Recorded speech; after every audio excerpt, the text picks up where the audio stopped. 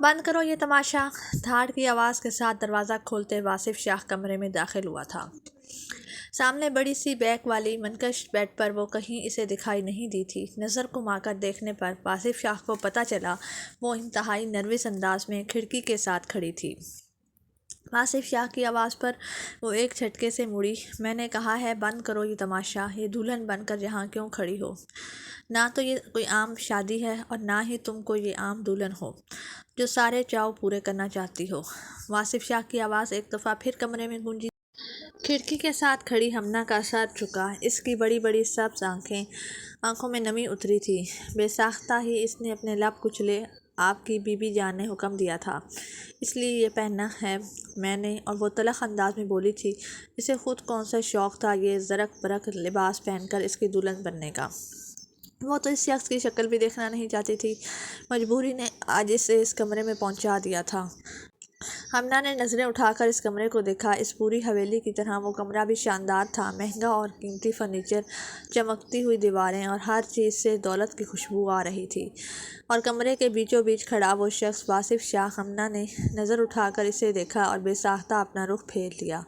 वासिफ शाह की निगाहों से गोया आग की लपेटें उठ रही थी। वो दराज कद था, 6 फुट से निकलता हुआ कद, मजबूत कंधे। अपनी शर्ट के बटन खोलते हुए वो कड़े तेवरों के साथ हमना को घूर रहा था। बीबी जान ने हुक्म दिया और तुमने मान लिया। इस हवेली में तुम्हें मैं लेकर आया हूँ या बीबी जान? इसके अंदाज में गहरा तंज था। हमना अपने लब कुचल कर रह गई। इधर आओ आपकी बार वो बोला तो इसका अंदाज नरम था। हमना ने झिझक कर 2 कदम इसकी जानिब बढ़ाए। कलाई में पहनी हुई सुर्ख चूड़ियाँ खंक उठी थीं। इधर आओ आपकी बार वो बोला तो इसका अंदाज़ा है, इसीलिए मुझे घायल करना चाहती हो। कलाई में पहनी हुई सुर्ख चूड़ियाँ खंक उठी थीं। शायद तुम्हें अपने इस हुस्न का अंदाज़ा है था, इसके बाजू को पकड़ते हल्का सा वासिफ शाह ने इसे अपनी तरफ झुका दिया। वो टूटी हुई दिल की तरह इसके सीने से आ टकराई थी। हमना को अपना वजूद सर पड़ता हुआ महसूस हुआ। जी मुझे अच्छी तरह याद है कि मैं यहाँ एक कॉन्ट्रैक्ट की वजह से ही हूँ। मुझे भी आप में कोई दिलचस्पी नहीं है। ना चाहते हुए भी इसका लहजा तलख हो गया था। वासिफ शाह ने दिलचस्पी से इसका चेहरा ऊपर किया और बेहद हसीन लग रही थी। मेकअप के नाम पर इसने बस लिपस्टिक लगाई थी, मगर गहरे आछी रंग के रूसी जोड़े का कमाल था। या वो कुदरती तौर पर ही इस कदर हसीन थी कि वासिफ शाह को अपने दिल डोल होता हुआ महसूस हुआ। मगर वो बस एक लम्हे के लिए ही था। अगले ही लम्हे वो खुद को संभाल चुका था। तो फिर कॉन्ट्रैक्ट के मुताबिक तुम अब मेरी दस्तरस में हो। मेरी औलाद पैदा करोगी। बच्चा चाहिए मुझे, और हाँ, बेटी नहीं बेटा हो, इस हवेली का वारिस बने। नफ़रत है मुझे औरत ज़ात से, मगर मजबूरी है कि औलाद पैदा करने के लिए खुदा ने मर्द को औरत का मोहताज बना दिया है। सिर्फ इसीलिए आज तुम इस कमरे में मौजूद हो, वरना। वासिफ शाह ने अपनी बात अधूरी छोड़ दी थी। हमना की आंखों में नमी उतरी। तस्लील इस कदर ज़्यादा थी कि वो चंद लम्हे कुछ बोल ही ना पाए, मगर जब बोली तो इसने वासिफ शाह को हिला कर रख दिया था। हाँ जानती हूँ, बेटा या बेटी पैदा करना मेरे इख्तियार में नहीं, मगर मैं आपको औलाद पैदा करके ज़रूर दे दूँगी, और बदले में आप अपना वादा पूरा करेंगे। वासिफ शाह यकदम चौंका। इसके माथे पर बाल पड़े थे। कौन सा वादा? मैंने तुमसे कोई वादा नहीं किया। इसने अपनी गिरफ्त हमना की गिरद तंग की थी। वो यकीनी तौर पर इसका मजाक उड़ा रहा था। हमना को अपनी सांसें रुकती हुई महसूस हुई। यकीनन वो अपनी बेइज्जती का बदला ले रहा था, वरना औलाद के हसूल के लिए वो कुछ भी कर सकता था। इस अजनबी लड़की को तो अपनी बीवी का दर्जा दे सकता था। हमना के रग में सनसी सी उतरी। इसने धकेल कर वासिफ शाह को खुद से दूर करना चाहा, मगर इसकी गिरफ्त आनी थी। मेरे पैसे, मुझे मेरी रकम दें, वो लड़खड़ाते हुए लहजे में बोली थी, मगर वासिफ शाह ने जैसे इसकी बात सुनी ही नहीं। कमरे की नीम तारीक फिजा इसे मखमूर करना शुरू कर दिया था। 30 बरस की ज़िंदगी में शायद वो कभी इतना बेबस नहीं था जितना हमना शाह के हुस्न के आगे वो बेबस हो गया था। अपनी गिरफ्त में इसे जकड़े वो अपना आप, अपना कॉन्ट्रैक्ट, सब कुछ भूल रहा था। हमना ने बेबसी से इसे अपने लब कुचले और इसकी लबों से इसकी निकली। वासिफ शाह ने खींच कर इसके दुपट्टा नीचे उतार फेंका था और अब इसके बालों को जूड़े की कैद से आज़ाद कर रहा था। दूर हटे मुझसे, हमना ने पूरी कुव्वत से इसे अपने से दूर धकेला था। ایک دم ساکت ہوا، اس کی آنکھوں میں سرخی اتری۔ ہمنا کا اندازہ ہوا وہ مکمل طور پر اپنے ہوش میں نہیں تھا، شاید وہ نشے میں بھی تھا۔ اس حرکت پر اسے شدید غصہ آیا تھا، مگر اس سے پہلے کہ وہ کچھ کرتا بیڈ پر تھڑا ہمنا کا موبائل بجنے لگا تھا۔ وہ چونک کر پلٹی۔ کس کا فون ہے؟ اس وقت تمہیں جو میں کہہ رہا ہوں وہ کرو، مت بھولو کہ اس وقت تم واصف شاہ کے سامنے ہو۔ وہ بیڈ کی طرف جانا چاہتی تھی جب واصف شاہ نے اسے گھسیٹ کر ایک دفعہ پھر اپنے بازوؤں میں جکڑا۔ میں نے کہا دور ہٹیں مجھ سے، مجھے دیکھنے دیں کہ کس کی کال ہے۔ وہ بے اختیار پریشان ہو کر اٹھی تھی اور اسی پریشانی میں اپنے آپ کو چھڑواتے وہ لپک کر بیڈ تک آئی۔ امی کے نمبر سے کال آئی ہے، ہاسپٹل سے۔ اوہ میرے خدا، کہیں انہیں کچھ ہو تو نہیں گیا؟ وہ حواس باختہ ہوئی تھی۔ واصف شاہ نے الجھن پر نظروں سے اسے دیکھا۔ میں جا رہی ہوں ہاسپٹل۔ دونوں اطراف میں سے لہنگا اٹھاتے وہ تیزی کے ساتھ دروازے کی سمت بھاگی، مگر واصف شاہ نے کلائی سے پکڑ کر اسے دبوچا تھا۔ واصف شاہ کی حویلی سے اس کی مرضی کے بغیر ایک جانور بھی باہر نہیں نکلتا۔ تمہاری اتنی جرأت کیسے ہوئی خود سے فیصلہ کرنے کی؟ اس کی آواز بھاری ہو رہی تھی۔ ہمنا نے بے بسی سے اسے دیکھا۔ پلیز مجھے جانے دیں، میری ماں بیمار ہے ہاسپٹل میں، اگر انہیں کچھ ہو گیا تو۔ دو آنسو ہمنا کی آنکھوں سے ٹوٹ کر نیچے گرے۔ واصف شاہ نے نفی میں سر ہلایا۔ سو وٹ، وہ تمہاری ماں ہے، میری نہیں۔ مجھے کوئی پرواہ نہیں، تمہیں اپنے وعدے کے مطابق مجھے بیٹا دینا ہی ہے۔ مجھے وارث چاہیے، وہ انتہائی بے نیازی سے کہتا پلٹ کر صوفے پر بیٹھ گیا تھا، کروفر سے ٹانگ پر ٹانگ جماتے، جیسے وہ چند لمحے پہلے والی کیفیت سے دور بھاگ رہا تھا۔ ہمنا نے بے بسی سے اسے دیکھا۔ قریب تھا اور وہ رو پڑتی۔ میں یہاں ایک لمحہ بھی نہیں رکوں گی۔ اور کون سا وارث دوں؟ میں آپ کو کانٹریکٹ پر دستخط کیے ہیں، آپ نے وہ رقم میرے حوالے نہیں کی جس کا آپ نے مجھ سے وعدہ کیا تھا۔ مجھے میرے 50 لاکھ روپے دیں، اس کے بعد ہی آپ کو یہ اختیار دوں گی کہ آپ مجھے چھو سکیں۔ لہجے کو مضبوط بناتے وہ بامشکل بولی تھی۔ واصف شاہ نے لب بھیج کر اسے دیکھا۔ وہ دھیما دھیما لرز رہی تھی، مگر اس کی آنکھوں میں عجیب سی بے خوفی تھی۔ ٹھیک ہے، میں تمہیں رقم دے دیتا ہوں، مگر اس کے بعد میں تمہارے ساتھ جو مرضی کروں اس کا مجھے اختیار ہے، منظور ہے نا تمہیں؟ وہ اپنی جگہ سے اٹھتے ہوئے بولا۔ ہمنا نے رگڑ کر اپنے آنسو صاف کیے۔ ہاں مجھے منظور ہے۔ اس وقت تو وہ بس ہاسپٹل جانا چاہتی تھی۔ واصف شاہ کا جواب سنے بغیر وہ تیزی سے دروازے کھول کر باہر نکلی۔ وسیع و عریض حویلی خاموش تھی، اس کے پیچھے واصف شاہ بھی باہر نکلا تھا۔ ہمنا نے اب اس کی پرواہ نہیں کی۔ جب وہ اپنا آپ اس کو سونپ چکی تھی تو پھر رکتی کیوں؟ فی الحال اسے صرف اپنی ماں کو بچانا تھا۔ وہ جانتی تھی کہ اس کی ماں کو پچھلے ایک ہفتے سے بے ہوش تھی۔ اس کا موبائل امانتاً ایک نرس کے پاس رکھوایا گیا تھا۔ اگر اس نرس نے ہمنا کو کال کی تھی تو اس کا مطلب یہی تھا کہ ہاسپٹل میں کوئی ایمرجنسی تھی۔ اسے واصف شاہ سے ہمدردی کی امید نہیں تھی، مگر وہ پھر بھی اپنی گاڑی میں اسے ہاسپٹل تک لے آیا۔ میں صرف آدھا گھنٹہ انتظار کروں گا، اگر تم نہیں آئی تو میں اس کانٹریکٹ کی خلاف ورزی سمجھوں گا۔ ڈیش بورڈ میں سے نوٹوں کی گڈیاں نکال کر ہمنا کی طرف پھینک دے، واصف شاہ نے سرد آواز میں اسے پکارا۔ ہمنا نے بس ایک نظر سے اسے دیکھا اور تیزی سے ساتھ وہ سارے پیسے اٹھا لیے تھے۔ اس کی رنگ سرخ پڑی، مگر اس نے اپنی بے عزتی کو محسوس ہی نہیں کیا۔ بھاری کامدار لہنگا سنبھالتے وہ رقم لیے تیزی سے ہاسپٹل کے اندر آئی تھی۔ ڈیوٹی پر موجود ہر شخص نے ہی حیرت سے اسے دلہن کو اسپتال میں آتے دیکھا۔ وہ تیزی کے ساتھ نصرت بیگم کے وارڈ تک آئی۔ نرس اسے دروازے پر ہی مل گئی۔ کہاں تھی آپ مس ہمنا؟ آپ کی والدہ کی طبیعت انتہائی خراب ہو رہی ہے۔ آپ نے ابھی تک آپریشن کی رقم جمع نہیں کروائی۔ سرجن کل رات ملک سے باہر چلا جائے گا، اسی لیے میں نے تمہیں فون کیا۔ نرس کی بات ابھی پوری بھی نہیں ہوئی تھی کہ ہمنا نے اپنا بیگ کھول کر رقم اسے دکھائی۔ آپ سرجن کو کال کریں، میں کاؤنٹر پر فیس جمع کروا رہی ہوں۔ امی کا آپریشن کل ہی ہوگا۔ وہ ماں کو ایک نظر دیکھ کر نیچے کاؤنٹر تک چلی آئی تھی۔ فیس جمع کرواتے اور آپریشن کا فارم فل کرتے اس کی آنکھوں میں مسلسل آنسو آ رہے تھے۔ اس کے پاس بس آدھا گھنٹہ تھا۔ وہ جانتی تھی آدھے گھنٹے بعد وہ شخص اسے گھسیٹتے ہوئے یہاں سے واپس لے جائے گا۔ جو کچھ وہ چاہتا تھا وہ اس نے کرنا تو تھا ہی۔ اب ٹھیک ہو جائیں گی امی، آپ کے لیے میں نے اپنے دشمنوں سے بھی ہاتھ ملایا ہے۔ وہ دشمن جس سے آپ مجھے پچھلے 20 سالوں سے چھپاتی پھر رہی ہیں تھی، آج میں خود اس حویلی میں پہنچ گئی ہوں۔ اس شخص کی دلہن بن کر جس کے بارے میں آپ کو شدید غلط فہمی تھی، آپ سمجھتی تھی کہ وہ ایک اچھا انسان ہے، مگر وہ صرف ایک درندہ ہے جو عورت کو اپنے پاؤں کی جوتی سمجھتا ہے، اور مجھے تو بس مجھ سے صرف اپنا وارث پیدا کرنے کے لیے وہاں لے کر گیا ہے۔ اگر وہ میری شناخت کا پہچان گیا تو یقیناً مجھے وہیں مار ڈالے گا۔ اپنے لب کچلتے وہ نصرت بیگم کو دیکھ رہی تھی جس کا وجود مختلف نالیوں میں جکڑا ہوا تھا۔ اس کے بال کھلے تھے، سبز آنکھوں میں آنسو تھے۔ آدھا گھنٹہ پورا ہوا تو وہ نیم مردہ انداز میں ہسپتال سے باہر نکل آئی تھی۔ گاڑی میں بیٹھے واصف شاہ کے چہرے پر ایک فاتحانہ مسکراہٹ بکھر گئی۔ اسے یاد آیا تھا کہ 2 ہفتے پہلے وہ اس شخص سے کہاں ملی تھی۔ بے بسی سے اس نے اپنی پلکیں مینچ لیں۔ وہ بالکل عام دن تھا۔ نوکری کی تلاش میں پھرتے اسے ہفتوں گزر چکے تھے، مگر ادھوری تعلیم کے ساتھ اسے کہاں نوکری ملنی تھی۔ پچھلے کئی برسوں سے نصرت بیگم ملازمت کر رہی تھی، مگر اب وہ مسلسل سر میں اٹھتی درد کی ٹھیسوں سے اس قدر بیمار ہو چکی تھی کہ نوکری کرنا ان کے بس میں نہیں تھا۔ گھر کا چولہا تو جلانا ہی تھا۔ نصرت بیگم کے نانا کرنے کے باوجود وہ گھر سے نکل آئی تھی۔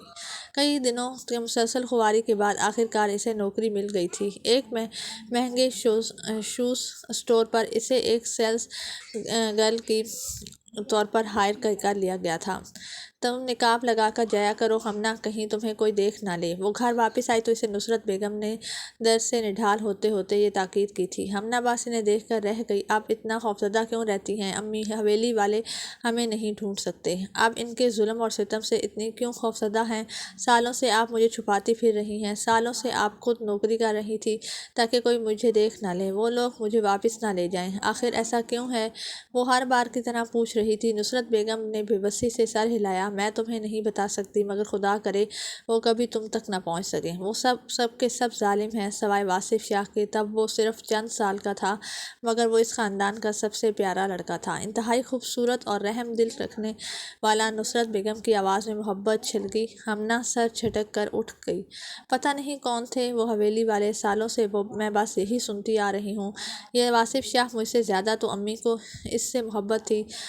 وہ سر جھٹک کر اپنے کپڑے استری کرنے لگی تھی۔ کل اس کی جوائننگ تھی۔ نوکری اچھی تھی، تنخواہ بھی ٹھیک ٹھاک ہی تھی، کام بھی زیادہ مشکل نہ تھا، بس اسٹور میں آنے والے امیر ترین لوگوں کو ان کے من پسند جوتے پیش کرنے ہوتے تھے۔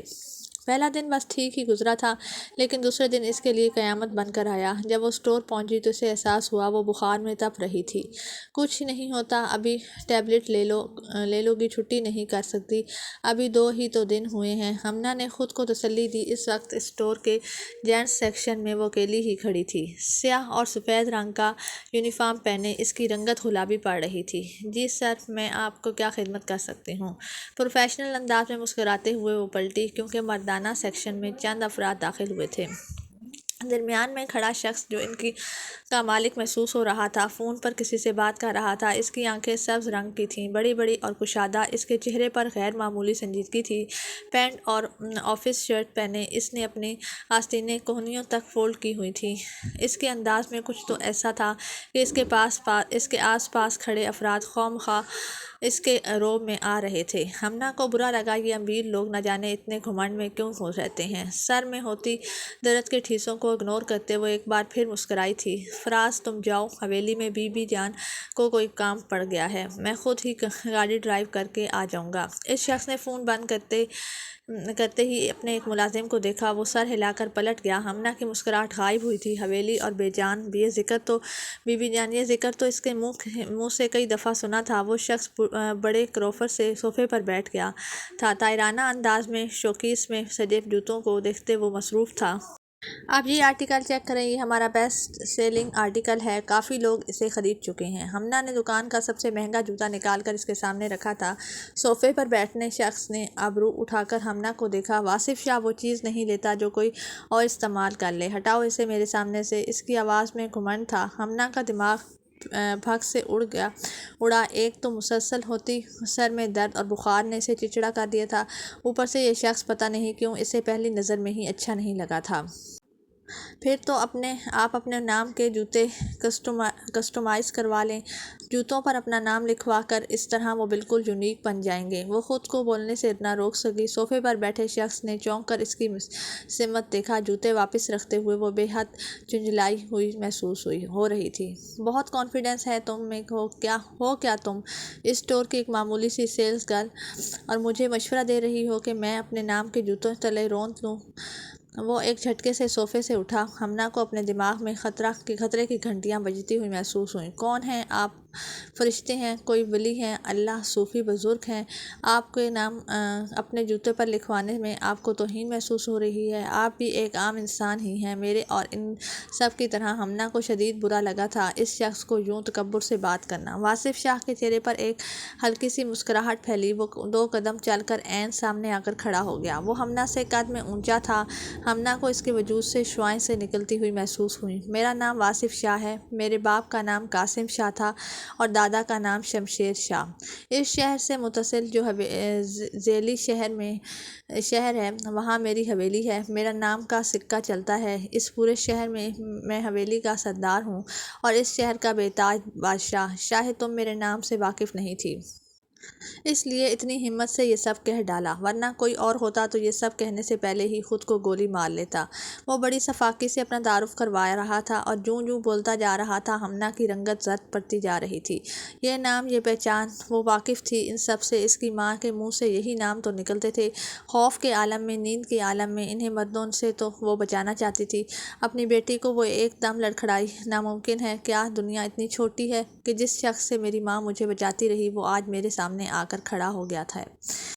ہمنا کو اپنا خون منجمد ہوتا ہوا محسوس ہوا۔ سر، ہم نے یہ نیو لڑکی رکھی ہے۔ آپ پلیز برا مت مانیے۔ مینیجر کو شاید اطلاع مل گئی تھی کہ واصف شاہ کسی بات پر بھڑک گیا ہے۔ وہ انتہائی شرمندہ ہوتا ہوا اٹھ آیا تھا اور اب جس طرح وہ واصف شاہ کے سامنے بجھ جا رہا تھا، ہمنا کو اندازہ ہو رہا تھا کہ واصف شاہ کتنا طاقتور آدمی ہے۔ واصف شاہ نے کئی جوتے ریجیکٹ کرنے کے بعد جوتا پسند کر لیا تھا، مگر اس دوران وہ گہری نگاہوں سے بغور ہمنا کا جائزہ لیتا رہا۔ اپنے ملازم کو ATM کارڈ دیتے وہ ہمنا تک آیا۔ تمہاری آنکھوں میں موجود بے خوفی اچھی لگی۔ یوں تو مجھے لڑکیوں میں کوئی دلچسپی نہیں ہے، مگر میری حویلی کا وارث چاہیے۔ شادی کرنا اور گھر بسانا مجھے سوٹ نہیں کرتا۔ ہاں، لیکن میں کانٹریکٹ میرج کر سکتا ہوں۔ تمہارے حلیے سے لگ رہا ہے کہ تم کافی ضرورت مند ہو۔ جتنی رقم مانگو گی اتنی دے دوں گا، اگر بدلے میں تم مجھے ایک بچہ دے دو تو میں اس کی قیمت لگا رہا تھا۔ اپنا کارڈ اس نے ہمنا کے سامنے ٹیبل پر رکھ دیا۔ وہ سن سی کھڑی رہ گئی۔ اس کا جی چاہا واصف شاہ کے چہرے پر ایک تھپڑ رسید کرے، مگر وہ 2 قدم پیچھے ہٹی تھی۔ یہ نوکری اس کی مجبوری تھی۔ میری دعا ہے کہ آئندہ آپ جیسے گھٹیا انسان کے ساتھ میرا کبھی سامنا بھی نہ ہو۔ نفرت میں ڈوبے لہجے میں اس نے بس اتنا ہی جواب دیا اور رخ موڑ کر وہاں سے چلی گئی تھی۔ واصف شاہ نے اسے جاتے ہوئے دلچسپی سے دیکھا اور پھر ابرو اچکاتا باہر نکلتا چلا گیا تھا۔ ہمنا کو اس شخص سے شدید نفرت محسوس ہوئی تھی، مگر وہ کیا جانتی تھی کہ اس شام گھر واپس آنے پر اسے اپنی ماں بے ہوش حالت میں ملے گی۔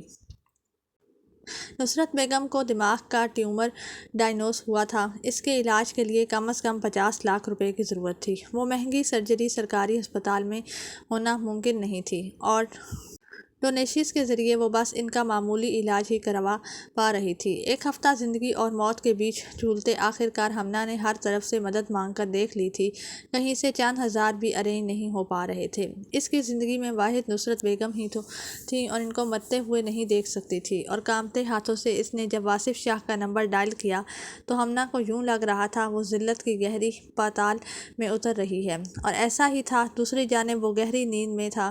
کئی بار گھنٹیاں بجنے کے بعد اس نے کال ریسیو کی۔ کون بول رہا ہے؟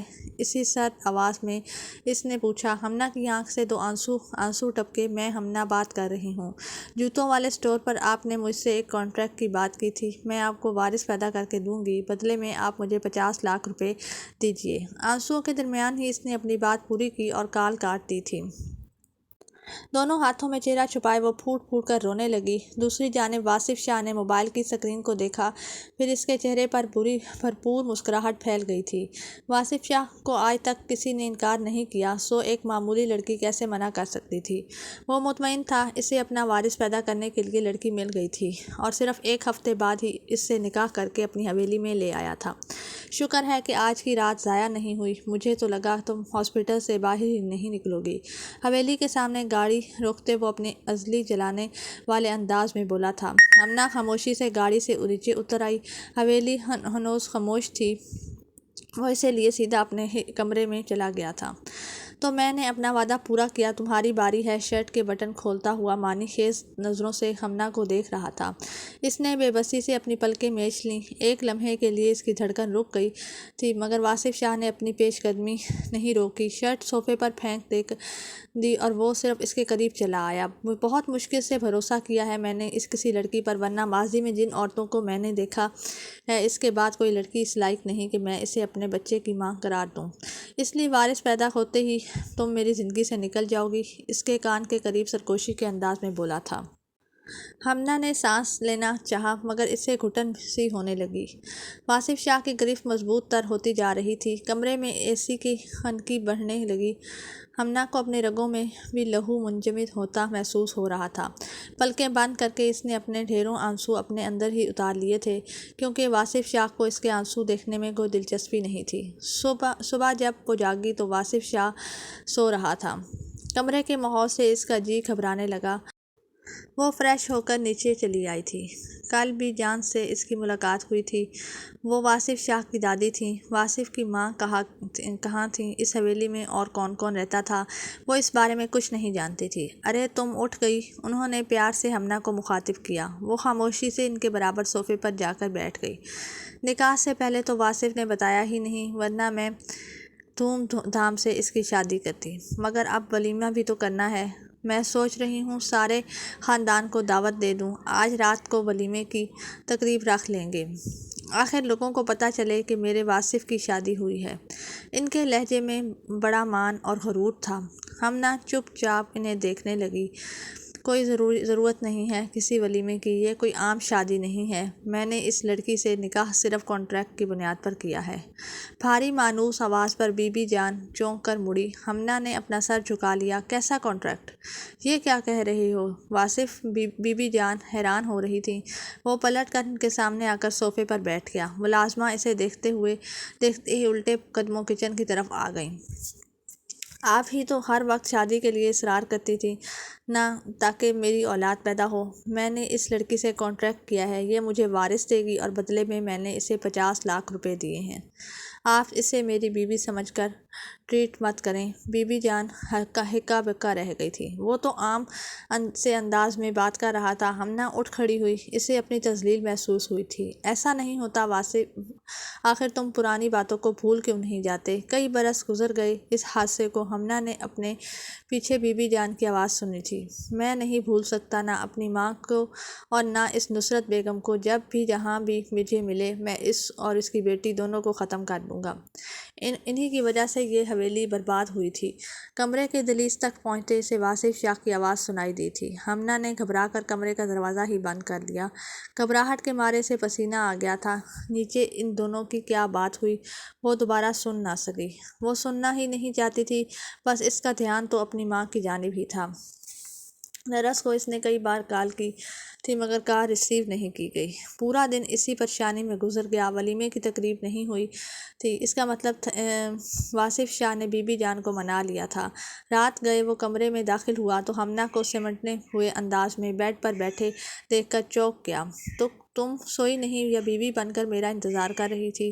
ڈریسنگ ٹیبل کے سامنے جاتے وہ اپنی گھڑی اتار کر رکھ رہا تھا۔ ہمنا نے اپنا رخ موڑ لیا اور آئی سی، تمہیں اپنی امی کی بھی ٹینشن ہوگی نہ، تم دوبارہ گئی ہی نہیں ان سے ملنے؟ کوئی سرجری تھی نا ان کی؟ وہ مصروف سے انداز میں پوچھ رہا تھا، جیسے ان دونوں میں نہ جانے کتنی بے تکلفی رہ چکی تھی۔ چلو آؤ، میں تمہیں تمہاری امی سے ملوا لاتا ہوں، واصف شاہ نے مطمئن انداز میں کہا۔ ہمنا کو گویا کرنٹ سا لگا۔ نہیں، آپ وہاں کیوں جائیں گے، میں خود ہی چلی جاؤں گی جب مجھے جانا ہوگا۔ وہ بری طرح سے گھبرائی تھی۔ واصف شاہ نے الجھن بھرے انداز میں اسے دیکھا۔ خود ہی کیوں چلی جاؤ گی؟ اس حویلی کی عورتیں خود ہی منہ اٹھا کر کہیں نہیں جاتی۔ اگر ان سے ملنا ہو تو چلو، یہ نہ ہو تو میں تمہیں دوبارہ کبھی ان سے ملنے ہی نہ دوں۔ خشک سے انداز میں کہتا وہ واش روم میں داخل ہو گیا۔ وہ چند لمحے تک ساکت کھڑی رہی۔ ماں کی جانب سے دل پریشان تو تھا ہی، کہیں واقعی واصف شاہ اسے دوبارہ حویلی سے نکلنے ہی نہ دے۔ گھبراہٹ کے عالم میں اسے کچھ نہ سوجا تو وہ فوراً اپنا جوتا پہن کر دروازے کے پاس کھڑی ہو گئی۔ واصف شاہ واش روم سے نکلا تو اس کے لبوں پر مسکراہٹ بکھر گئی۔ اچھا تم تیار ہو؟ ویسے میں مذاق کر رہا تھا۔ ہمنا کا جی چاہا گلدان اٹھا کر اس کے سر پر دے مارے، مگر اس سے پہلے کہ وہ پلٹتی واصف شاہ گاڑی کی چابی اٹھا کر اس تک چلایا۔ چلو آؤ جلدی، اسے لے کر حویلی سے باہر نکل آیا تھا۔ پورے راستے ان دونوں کے درمیان کوئی بات نہیں ہوئی۔ ہمنا بس دل ہی دل میں یہی دعا کر رہی تھی کہ وہ اس کی ماں کو دیکھنے کی ضد نہ کرے، اور اس کی دعائیں قبول ہوئیں۔ ہاسپٹل کے باہر ہی واصف شاہ نے اپنی گاڑی روک دی۔ تم اندر جا کر ان سے مل کے آ جاؤ، میں انتظار کر رہا ہوں۔ سیٹ کی بیک سے سر ٹکائے اس نے آنکھیں بند کر لیں تو ہم نے شکر ادا کیا کرتی تیزی سے ہسپتال کے اندر چلی آئی تھی۔ اندر نصرت بیگم ہوش میں تھیں، ان کی سرجری کامیاب ہوئی تھی۔ ہمنا کو دیکھتے ہی وہ بےتاب ہو کر اٹھیں۔ تم نے پیسوں کا بندوبست کہاں سے کیا؟ ہمنا وہ پریشان تھی۔ ہمنا نے اس کے ہاتھ تھام لیا اور فکر مت کریں، سب ٹھیک ہو جائے گا۔ میں نے کسی سے قرض لے لیا ہے، بس آپ مجھے اتنا بتائیں کہ آخر حویلی میں آپ کے ساتھ کیا ہوا تھا جس کی وجہ سے آپ مجھے لے کر اس حویلی سے نکل آئیں۔ وہ سوال تھا۔ نصرت بیگم کی آنکھیں بوجھل سی ہونے لگیں۔ بہت کچھ ہوا تھا اس حویلی میں۔ تم گھر میں پیٹی کے اندر رکھی میری ڈائری نکال لینا، جیسے میں نے کبھی تمہیں پڑھنے نہیں دیا۔ اس ڈائری کو پڑھ کر تمہیں پتہ چل جائے گا، مگر ان رازوں کو کریت نے صرف خوف ہی آتا ہے۔ وہ نڈال انداز میں چند باتوں کے بعد خاموش ہو گئی۔ ہمنا لب کچلتے انہیں دیکھتی رہی۔ امی، میں جلد آپ کے پاس آؤں گی۔ میں نے نرس کو کہا ہے کہ وہ آپ کا خیال رکھے۔ جو نوکری میں نے کی ہے، مجھے وہاں سے 24 گھنٹے ڈیوٹی دینی پڑتی ہے۔ وہ انہیں کسی نہ کسی طرح مطمئن کر رہی تھی۔ انہوں نے سر ہلا دیا۔ وہ دوبارہ نیم خنودگی میں چلی گئی۔ کچھ دیر ان کے پاس بیٹھ کر وہ ہاسپٹل سے باہر نکل آئی تھی۔ واصف شاہ نے اسے آتا دیکھا تو گاڑی سٹارٹ کر دی۔ وہ بھی خاموشی سے اندر بیٹھ گئی۔ ہمنا کے ذہن میں بس وہی سیاہ ڈائری گھوم رہی تھی جسے اس کی ماں نے ہمیشہ انتہائی احتیاط سے چھپا کر رکھا تھا۔ ہمنا نے اکثر راتوں میں انہیں روتے دیکھا تھا، مگر وہ کون سا دکھ تھا جو انہیں اندر ہی اندر کھائے جا رہا تھا؟ وہ کون سا خوف تھا؟ ہمنا کو شدید بے چینی ہوئی۔ یہاں گاڑی کیوں روکی ہے آپ نے؟ اس نے چونک کر پوچھا، کیونکہ واصف شاہ نے گاڑی جہاں روکی تھی وہ حویلی تو نہیں تھی، بلکہ وہ کسی قسم کا کوئی ریسٹورینٹ لگ رہا تھا۔ شکل دیکھو اپنی، 12 بج رہے ہیں۔ لگتا ہے اپنی ماں کی بیماری کو لے کر کچھ تم زیادہ ہی سٹریس میں آ گئی ہو۔ چلو آؤ، تمہیں آئس کریم کھلاتا ہوں۔ کیا یاد کرو گی؟ واصف شاہ نے رشتہ جوڑا تھا تمہارے ساتھ، وہ ازلی شاہانہ انداز میں کہتا گاڑی سے نیچے اتر گیا تھا۔ ہمنا کا خون کھول اٹھا۔ مجھے نہیں کھانی آئس کریم، آپ نے کھانی ہے تو جا کر کھا کے آ جائیں یا اپنے لیے پیک کروا لیں، وہ چڑھ کر بولی۔ واصف شاہ جو گاڑی سے نیچے اتر گیا تھا یکدم کھڑکی پر جھکا۔ آخر اتنا گھمنڈ کس چیز کا ہے؟ تمہیں ہر وقت ناک پر غصہ دھرا رہتا ہے۔ کہا تو ہے کہ تمہارا استحصال نہیں کر رہا، باقاعدہ سودا کیا ہے تم سے۔ اب جتنا عرصہ ہمیں ساتھ رہنا ہے ہنسی خوشی رہنا پڑے گا، نہ اتنے سڑے ہوئے مزاج کے ساتھ تم میرا وارث بھی ایسا ہی پیدا کرو گی۔ اس لیے چپ چاپ گاڑی سے نیچے اترو۔ وہ حکم دے کر اطمینان سے کھڑا ہو گیا، جبکہ ہمنا کا جی چاہا گاڑی سٹارٹ کرتے اور اسے ٹائروں کے نیچے کچل دے، مگر ہمیشہ کی طرح وہ بس سوچ کر ہی رہ گئی۔ ریسٹورینٹ کے اندر کا ماحول خوب رونق والا تھا۔ وہ ہمنا کو لیے ایک گوشے میں رکھی میز پر چلا آیا۔ ویٹر نے ان دونوں کا آرڈر لے لیا تو ہمنا خاموشی سے اس کے پاس دیکھنے لگی۔ دیکھو ہمنا، مجھے پتا ہے میں نے تمہیں کافی کچھ غلط سلط کہا ہے، شاید میں کچھ زیادہ ہی غصے میں آ گیا، مگر مجھے یہ سب کچھ نہیں کہنا چاہیے تھا۔ تم اچھی لڑکی ہو، اپنی ماں کی بیماری کی وجہ سے پریشان ہو، میں آئندہ تمہیں کسی قسم کی کوئی غلط بات نہیں کہوں گا، وہ انتہائی نرم لہجے میں کہہ رہا تھا۔ ہمنا نے حیرت سے اس کی طرف دیکھا۔ اس رحم دلی کی وجہ صبح تک تو آپ مجھے جان سے بھی مار دینا چاہتے تھے، تو پھر اب کیا ہوا؟ وہ خواہ تلخ ہوئی جا رہی تھی۔ واصف شاہ کے لبوں پر مسکراہٹ بکھری۔ پتہ نہیں کیوں، مگر اسے یہ لڑکی اچھی لگنے لگی تھی، اپنی اسی ادا کی وجہ سے۔ کہا تو ہے ایک ہیلدی صحت مند وارث چاہیے مجھے، اسی لیے تمہیں خوش رکھنے کی کوشش کر رہا ہوں، ورنہ مجھے لڑکیوں میں کوئی دلچسپی نہیں ہے رہی۔ اچانک ہی اس کا لہجہ سنجیدہ ہوا تھا۔ ہمنا بس اسے دیکھ کر ہی رہ گئی۔ واصف شاہ کو جیسے کچھ یاد آیا تھا۔ وہ چہرہ جہاں کچھ دیر پہلے نرمی جھلک رہی تھی، اب وہاں شدید طیش ہلکورے لے رہا تھا۔ ویٹر نے آئس کریم ان دونوں کے سامنے سرو کی تو وہ چمچے لے کر اٹھ گیا۔ ہمنا کو پہلے ہی کوئی خواہش نہیں تھی، وہ بھی فوراً اٹھ کھڑی ہوئی۔ یہ اور بات کہ حویلی آنے کے بعد وہ جی بھر کر پچھتائی تھی کہ کاش وہ چند لمحے اس ریسٹورنٹ میں مزید گزار لیتی۔ واصف شاہ کی جنونی قربت سے تو کچھ دیر بچ سکتی تھی، مگر وہ تو جیسے اسے گھر لاتے ہی دیوانہ سا ہو گیا تھا۔ اگلے چند روز یوں ہی خاموشی سے سرک کے گئے۔ بی بی جان اسے اپنے پاس بٹھا کر کچھ دیر باتیں کرتی، ورنہ وہ زیادہ تر نماز اور تسبیح میں ہی مصروف رہتی تھی۔ ہمنا نے کئی بار کریت کر اس سے پوچھنے کی کوشش کی تھی کہ آخر واصف شاہ کی ماں کے ساتھ کیا ہوا تھا، اس کے والد زندہ تھے یا نہیں، مگر کس بات کے جواب میں بی بی جان کچھ نہ کہتی، بس ٹھنڈی سانس بھر کر خاموش ہو جاتی۔ ان باتوں کے ذکر سے واصف بہت پریشان ہو جاتا ہے، اسی لیے اب کوئی اس سے بارے میں بات نہیں کرتا۔ تم بھی یہ ذکر مت کیا کرو، پتہ نہیں واصف یہ کانٹریکٹ والی بات کیوں کرتا ہے۔ میں تو چاہتی ہوں کہ وہ تمہارے ساتھ اپنا گھر بسا لے۔ ان کی سوئی بس اسی بات پر اٹکی ہوئی تھی۔ ہمنا جھنجھلا کر وہ وہاں سے اٹھ جاتی۔ ہر رات واصف شاہ ہمنا کو یاد دلاتا تھا کہ اسے وارث چاہیے، البتہ انداز کی سختی اب کم ہوتے ہوتے ختم ہو چکی تھی۔ اب وہ اکثر اس سے باتیں بھی کرنے لگا تھا۔ رات دیر تک اس کا ہاتھ تھامے وہ چھت پر ٹہل بھی لیتا تھا، کبھی کبھار اس سے فرمائش کر کے چائے یا کافی بھی بنوا لیتا تھا۔ ہمنا مسلسل نصرت بیگم سے رابطے میں تھی۔ وہ تیزی سے صحت یاب ہو رہی تھی، مگر ہمنا چاہتی تھی کہ جب تک وہ مکمل ٹھیک نہیں ہو جاتی وہ ہاسپٹل سے ڈسچارج نہ ہوں۔ ہسپتال کے بل کے جتنے پیسے ہوتے تھے واصف شاہ خاموشی سے اس کے اکاؤنٹ میں ٹرانسفر کر دیتا تھا۔ وہ جب بھی ہسپتال جاتی ادائیگی کر دیتی۔ وہ سیاہ ڈائری اس کے ذہن سے نہیں نکلی تھی۔ وہ بس مناسب موقع کے انتظار میں تھی کہ اسے واصف شاہ کے نکاح میں آئے 3 ہفتے گزر چکے تھے۔ بس اسے وہ موقع مل ہی گیا۔ واصف شاہ کسی کام سے شہر سے باہر گیا تو وہ فوراً حویلی سے نکلی۔ وہ گھر جہاں وہ نصرت بیگم کے ساتھ رہتی تھی، گرد دھول مٹی سے اٹا پڑا تھا۔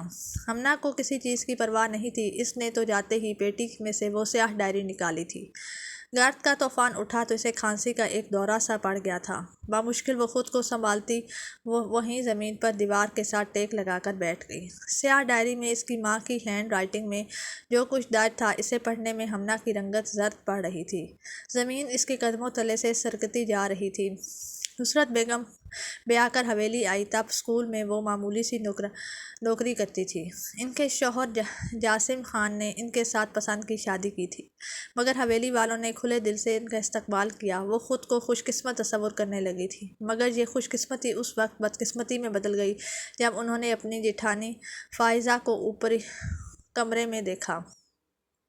وہ اپنے شوہر قاسم شاہ کے بجائے کسی اور مرد کے ساتھ باتوں میں مگن تھی۔ دونوں کے انداز دیکھ کر لگتا تھا نہیں تھا کہ وہ ان کے درمیان کوئی عام تعلق ہے۔ نصرت بیگم گھبرا کر پیچھے ہٹی۔ مرد تو انہیں دیکھتے ہی وہاں سے چلا گیا، مگر فائزہ بھاگ کر ان کے پاس آئی تھی۔ کسی کو کچھ مت بتانا، خدا کے لیے نصرت، حویلی والے میری جان لے لیں گے۔ قاسم دوسری عورتوں میں دلچسپی رکھتا ہے، سالوں گزر گئے اس نے کبھی میری طرف دیکھا تک نہیں ہے۔ میں مجبور ہو گئی ہوں، عالم مجھ سے محبت کرتا ہے، میں قاسم سے طلاق لے کر عالم سے شادی کرنا چاہتی ہوں، مگر یہ سب مجھے جان سے مار دیں گے، بس اسی لیے چھپ کر اس سے ملتی ہوں۔ تم خدا کے لیے کسی کو کچھ مت بتانا، تمہیں تمہاری بچی کی قسم۔ فائزہ بیگم نے نصرت بیگم کے پیٹ پر ہاتھ رکھا۔ وہ گھبرا کر پیچھے ہٹی۔ وہ پورے دنوں سے حاملہ تھی، ان کے پیٹ میں ایک بچی تھی۔ ڈاکٹر نے انہیں یہ خوشخبری سنا دی تھی کہ دھڑکتے دل اور بند لبوں کے ساتھ وہ نیچے چلی آئیں۔ فائزہ کے بندھے ہاتھوں نے انہیں مجبور کر دیا تھا کہ وہ کسی کو کچھ نہ بتائیں، مگر جب انہوں نے ہمنا کو جنم دیا تو اس کے ٹھیک 1 ہفتے بعد فائزہ کو عاصم کے ساتھ رنگے ہاتھوں پکڑ لیا گیا تھا۔ نصرت بیگم کو اچھی طرح یاد تھا کہ کس طرح انہیں بالوں سے پکڑ کر گھسیٹتے ہوئے حویلی کے دالان میں لایا گیا تھا۔ جان سے مار دوں گا میں اسے، ایک شوہر کے ہوتے ہوئے ایک عاشق بار رکھا ہے۔ اس نے قاسم شاہ نے اپنی پستول نکالی تھی۔ تو میں نے کب کہا ہے کہ یہ شوہر میرے ساتھ رہیں؟ 8 سال گزر گئے ہیں واصف کو پیدا ہوتے ہوئے۔ ان 8 سالوں میں آپ میرے کمرے تک میں نہیں آئے۔ میں ایک زندہ انسان ہوں، میرے بھی جذبات ہیں۔ آپ مجھے طلاق دے دیں، میں عالم سے شادی کرنا چاہتی ہوں۔ فائزہ بیگم گویا پھٹ پڑی تھی اور جواباً قاسم شاہ نے انہیں ایک زوردار تھپڑ دے مارا، مگر نصرت بیگم کے قدموں تلے سے زمین تب نکلی جب قاسم شاہ کے ساتھ ساتھ ان کے شوہر جاسم شاہ نے بھی فائزہ بیگم کا لحاظ نہیں کیا تھا۔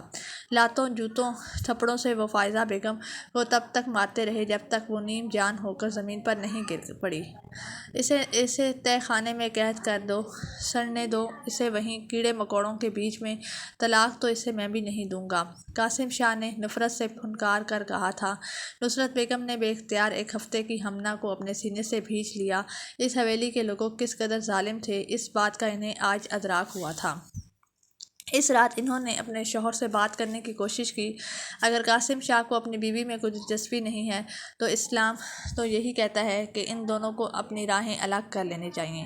تو پھر قاسم بھائی یہ ظلم کیوں کر رہے ہیں؟ انہوں نے ہمت کر کے کہا، اور جواب ایک زوردار تھپڑ جاسم نے اس کے منہ پر دے مارا۔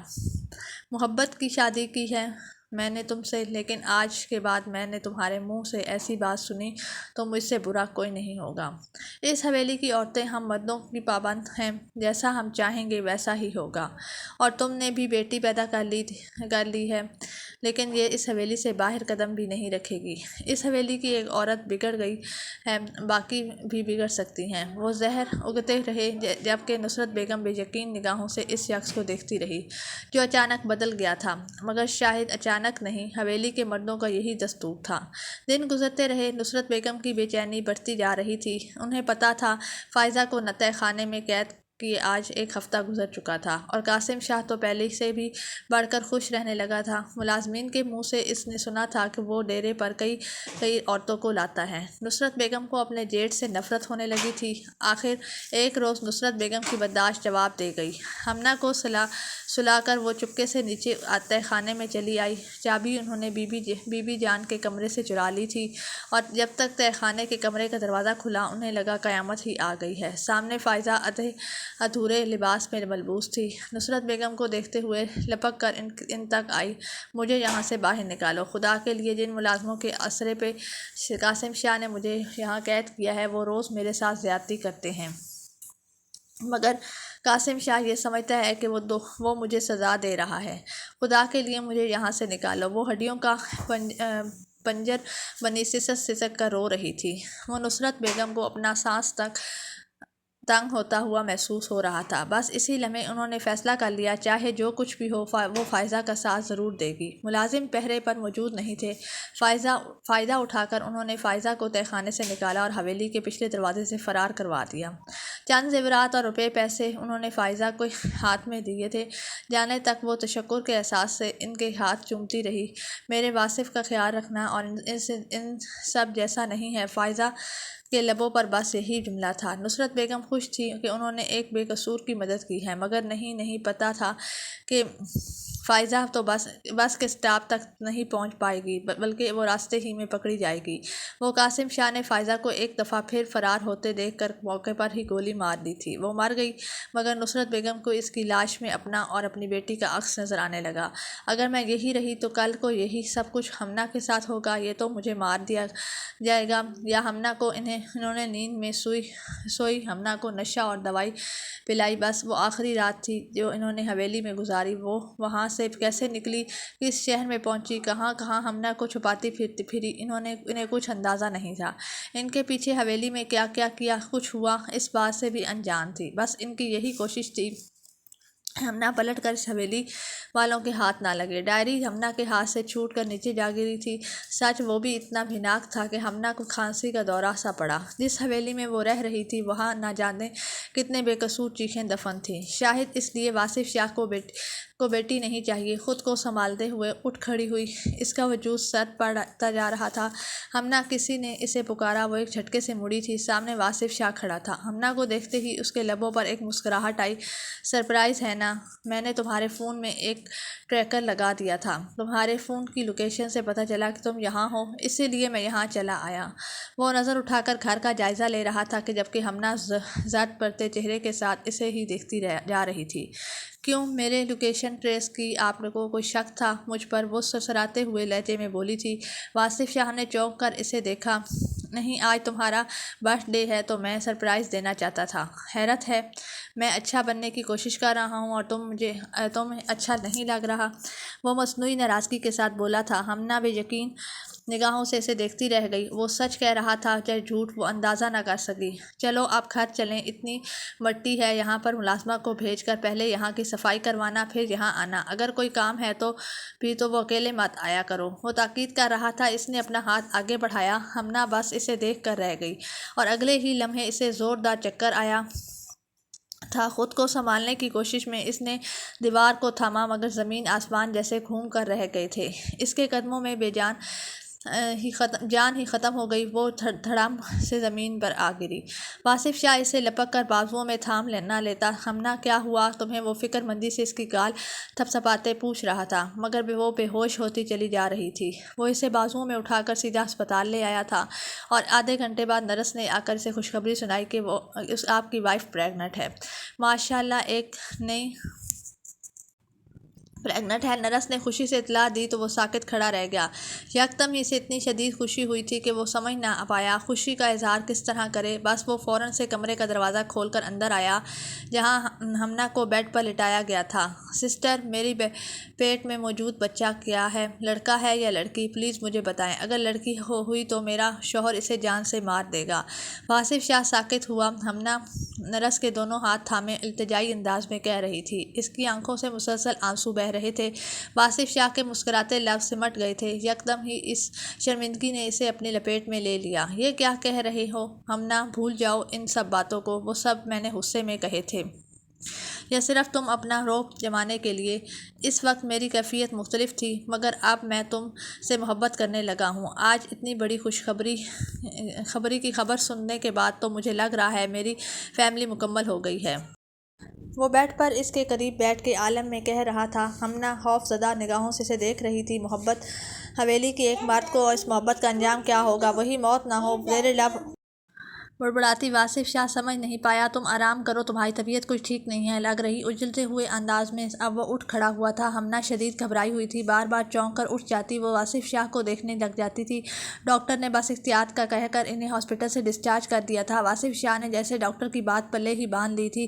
بی بی جان کو بھی اس خبر سے بہت خوش دی تھی۔ ہمنا کا ماتھا چوم کر انہوں نے ڈھیروں ڈھیر دعائیں دیں، مگر وہ تو اس حویلی سے بری طرح خوفزدہ ہو گئی تھی۔ اسے واصف شاہ کا بدلنا بھی ایک ڈھونگ ہی لگ رہا تھا۔ وہ اٹھتے بیٹھتے اس کا خیال کرنے لگا۔ دل سے پرانے زخم بڑی مشکل سے مجمل ہوئے تھے۔ وہ یہ تمہاری وجہ سے ہی، اب بس اسے ہمیشہ خوش رکھنا۔ بی بی جان نے پیار سے اس کے ہاتھوں کو تھاما، مگر وہ شدید بے چین ہو کر اٹھی تھی۔ دوسری جانب نصرت بیگم کے ہاسپٹل سے ڈسچارج ہونے کا وقت بھی قریب آ گیا تھا۔ وہ مکمل طور پر صحت یاب ہو گئی تھی۔ اب وہ مسلسل ہمنا کو فون کر رہی تھی کہ وہ انہیں آ کر لے جائے، اس بات سے انجان کہ ہمنا اب 3 ماہ کی حاملہ ہو چکی تھی۔ مجھے ہاسپٹل جانا ہے، امی کو لینے آج انہیں ڈسچارج کر دیا جائے گا، میں انہیں لے کر ان کے گھر میں چھوڑ کر واپس آ جاؤں گی۔ اس نے صبح واصف شاہ کو اطلاع دی۔ وہ آفس کے لیے نکلنے لگا تھا کہ ٹھیک ہے، شام میں آؤں گا تو ہم دونوں چلیں گے۔ کافی ٹیبل پر رکھتے ہوئے اٹھ کھڑا ہوا۔ ہمنا بری طرح بے چین ہوئی۔ نہیں، میں اکیلے ہی چلی جاؤں گی، آپ کو صرف اطلاع دی ہے کہ پھر آپ پریشان نہ ہوں، وہ لب کچلتے ہوئے بولی تھی۔ واصف شاہ نے بغور اس کا چہرہ دیکھا۔ ٹھیک ہے، آج تمہاری ڈاکٹر کے پاس اپائنٹمنٹ ہے، آج نہیں کل ہاسپٹل چلے جانا۔ ڈرائیور کے ساتھ وہ لیپ ٹاپ اور موبائل اٹھا کر پلٹ گیا۔ ہمنا نے گہری سانس لی۔ بس ایک دن اور ہم کاٹ لیتی ہیں، کل امی کو لے کر اس شہر سے ہی کہیں دور چلی جاؤں گی۔ مجھے بھی وہی کرنا ہے جو انہوں نے کیا تھا۔ انتہائی بے چینی سے کمرے میں ٹہلتے وہ بس آج کا دن گزارنے کا انتظار کر رہی تھی۔ واصف شاہ اور اس حویلی سے اس شدید خوف آ رہا تھا۔ ملازمہ اس کے لیے کھانا لے کر آئی مگر اس نے کھانے سے انکار کر دیا۔ حیرت انگیز طور پر آج نصرت بیگم کا بھی کوئی فون نہیں آیا تھا، ورنہ وہ تو روز ایک دفعہ اسے فون کر لیتی تھی۔ ہمنا نے ان کے فون کرنے کا سوچا مگر دل عجیب سی انداز میں بوجھل ہو رہا تھا۔ موبائل ایک طرف رکھے وہ یوں ہی بیڈ کے ساتھ ٹیک لگائے پلکیں بوند گئی تھی۔ کچھ ہی دیر گزری تھی جب اس کا فون بجنے لگا۔ امی کی کال آ رہی ہے۔ کچی نیند سے جاگتے ہمنا نے فون کان سے لگایا۔ تم نے مجھے بتایا نہیں کہ تمہاری ماں نصرت بیگم ہے؟ میری چچی جو عرصہ ہوا حویلی چھوڑ کر چلی گئی تھی۔ ہمنا کا دماغ پھیک سے اڑا۔ اس نے بے اختیار موبائل کی سکرین سامنے کی نمبر اس کی ماں کا ہی تھا مگر دوسری جانب واصف شاہ بول رہا تھا۔ اس کی آواز میں موت کی سی ٹھنڈک تھی۔ آپ کو کیسے پتہ چلا کہ آپ کہاں ہیں؟ امی کہاں ہیں؟ آپ نے کیا کیا ان کے ساتھ؟ وہ بے اختیار بیڈ سے نیچے اتری۔ گھبراہٹ کی ایک شدید لہر اس کے وجود میں جاگی تھی۔ میں ہاسپٹل میں ہوں، تمہاری بے چینی میں کئی دنوں سے دیکھ رہا ہوں۔ میں اسی لیے سوچا کہ آج اپنی ساس سے ملاقات بھی کر لوں، اور یہاں تو مجھے سرپرائز ملا ہے اپنی گم شدہ چچی کی صورت میں۔ تمہیں مجھ سے جھوٹ نہیں بولنا چاہیے تھا ہمنا، وہ اسی سرد آواز میں بولا تھا۔ ہمنا کو زمین اور آسمان گھومتے ہوئے محسوس ہوئے۔ پلکیں جھپکا کر اس نے خود کو سنبھالنے کی کوشش کی مگر اس کے حواس اس کا ساتھ چھوڑنے لگے۔ امی کو کچھ مت کرنا واصف شاہ پلیز، امی کو کوئی قصور نہیں ہے۔ قصور تو آپ کی ماں کا بھی نہیں تھا۔ حویلی والوں نے اس پر ظلم کیا۔ کیسے مرد ہو آپ لوگ، ایک عورت کو جان سے ہی مار دیا صرف اس لیے کہ کیونکہ وہ اپنی زندگی جینا چاہتی تھی۔ اور میری ماں نے کیا کیا؟ کچھ بھی نہیں، تو صرف انہیں اس حویلی سے بھاگنے میں مدد دی تھی۔ وہ میری جان بچا کر اس حویلی سے مجھے لے کر گئیں، ورنہ میرے ساتھ بھی وہی سب ہوتا جو آپ کی ماں کے ساتھ ہوا تھا۔ کتنے کم ظرف ہیں آپ لوگ، اپنا گھمنڈ، اپنے غرور کو بچانے کے لیے عورتوں پر ظلم کرتے ہیں۔ میری ماں کو کچھ مت کرنا خدا کے لیے پلیز۔ وہ یکدم اونچا اونچا رونے لگی تھی۔ وہ کیا کہہ رہی تھی؟ وہ دوسری جانب واصف شاہ کی جواب دے رہا تھا۔ اسے کچھ سمجھ نہیں آ رہی تھی۔ موبائل اس کے ہاتھ سے چھوٹ کر نیچے گر گیا۔ وہ خود کو سنبھالنے کی کوشش میں نڈھال ہو رہی تھی مگر چکرائے سر اور اکھڑتی سانسوں کے ساتھ اسے بس چاروں جانب خون ہی خون نظر آ رہا تھا۔ اسے 100% یقین تھا کہ واصف شاہ پہلے نصرت بیگم کو مارے گا اور پھر آ کر اسے وہ خود سنبھالتے اٹھنے کی کوشش کرتی مگر قدم کہیں پڑتے اور خود کہیں جا گرتی۔ اس کے پھوٹ کوٹ کر رونے آوازیں سب کو بھی جان کو ہانپتے کانپتے اوپر آئی تھی۔ اسے زمین پر بے حال انداز میں پڑے دیکھ کر وہ پوری طرح سے گھبرا گئی۔